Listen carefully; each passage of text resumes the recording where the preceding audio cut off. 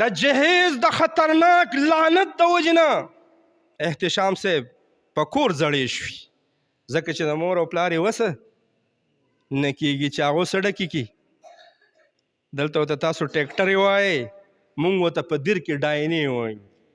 وسپا د زوم کور ته مفتي صاحب دلته ما به لږ پوهې کلته خو دا دي ښه به ډکه ډاینه لیږي چې پکې ډبل بیډ وي، سنګل بیډ وي، فریج وي پکې، سوفه وي پکې، کارپیټ وي پکې، تر دې پورې چې پرده وي پکې، ډنر سیټ وي پکې، لنچ سیټ وي پکې. مړه خو زه به وایم که چېرته نسواري زوم و چې هغه توکدانه مو ته ورلیږي. احتشام ستاسو د نوښار او د پېښور نه یم خبر چې دلته هم دا ده. نو دلته چې کله تورسرې پیغله شي نو به دې سوچ کي چې زما پلار خو په بټو کې کار کوي، زما پلار خو په پېښور کې مزدوري کوي، په پیشرۍ کې دی، په کراچۍ کې دی، په فیصل آباد کې دی، په لیارۍ کې دی. هغه به زما دپاره یو ډبل بیډ سره د پومه چې ډېر کمزوری په 15,000 کېږي، ماله به یې د کم ځای نه هالي په دغه غمونو او سوچونو کې د دغې تورسرې په سر کې سپین ولګي. دا به ختمول غواړي.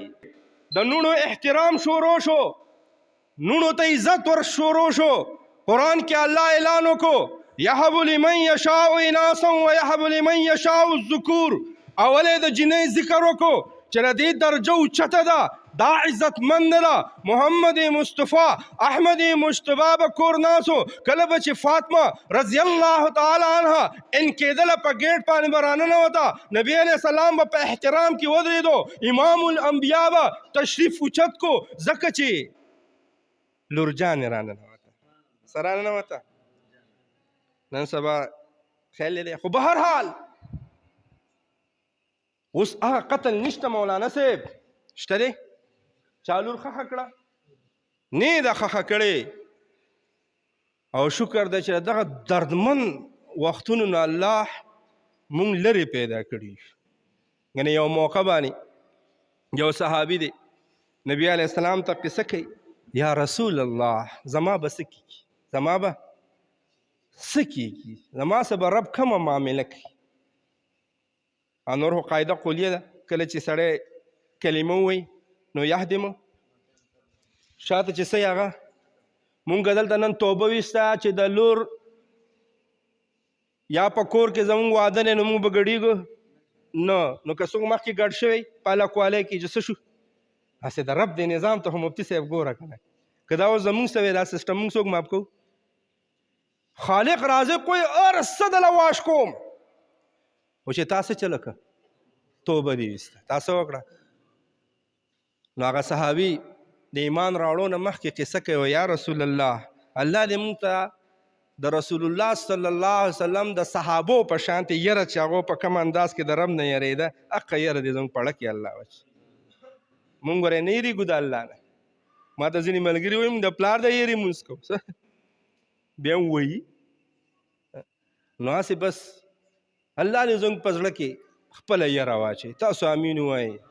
او چې کله دغه یره واورېده بس دغه مسلماني ده، دغه کامیابي ده. الله دې موږ ته دغه یره نصیب کړي. نو هغه صحابي د ایمان راوړو نه مخکې قصه کوي رسول الله صلی الله علیه وسلم ته، یا رسول الله ما څه به څه کېږي، ما څه به کومه معامله کېږي. نبي علیه السلام ورته وایي څه چل دې کړی دی؟ واقعه شروع کړه ډېره اوږده ده، زه بیا راغونډ نه کړم. وایي زما لور چې کله دنیا ته تشریف راوړو زه په موقع باندې نه وم، زه په سفر کې وم، زه د تجارت د رزق دپاره د وطن نه بهر وم. زما نه خپل بیګم صاحب کورودانې دا خبره پټه ساتلې وه، او کله چې زه کور ته رالم هغه د 2 کالو نه اوړېدلې وه، هغه د لوبو شوې وه. وایي چې کله زه خبر شوم ما د هغه ځایي نه ځنګل ته روانه کړه. دی به زما نه په لارې تپوس کو، ای پاپا ای بابا جان ما چېرته بوځې؟ وایي ما به ورته وایي چې لوبو له ځو. تا زه لوبو له بوځم، تا له زه سامانونه اخلم. وایي ما چې بوتله هلته مې یو کندیل وکنو، په هغې کې مې چې کله دا ګوډۍ ودروله وایي ما ته وایي چې پاپا څه کې؟ ما به پې خاوره ور اچېله. ای به ما ته وایي چې ای بابا جانه ته څه کې؟ وایي ما به پې خاوره ور اچېله. محمد رسول الله جاړي، د هغې د سترګو نه اوښکې روانې دي. دغه صحابي قصه کوي چې ما به دغه حالت کې خپله لور چې ده هغه ژوندۍ ښخه کړله. ما سره به څه کېږي. ډېر وخت پس ته نبي علیه السلام چې کله اندازه برابر شوه نو دا حدیث مبارک مفتی صاحب پکې زما څه ملګرتیا وکړه چې د کفر حالت کې دې سم کړي خو چې کلمه دې وویله نو هر څه شي ختم شي. نو اوس خو هغه خښول نشته، اوس خو د بچو سره هغه ظلمونه نشته، خو اوس د تربیت په طور باندې قتل عام کېږي. اوس د لور نه د په واده کې د انګور د کور نه د جهیز په صورت کې قتل عام کېږي. اوس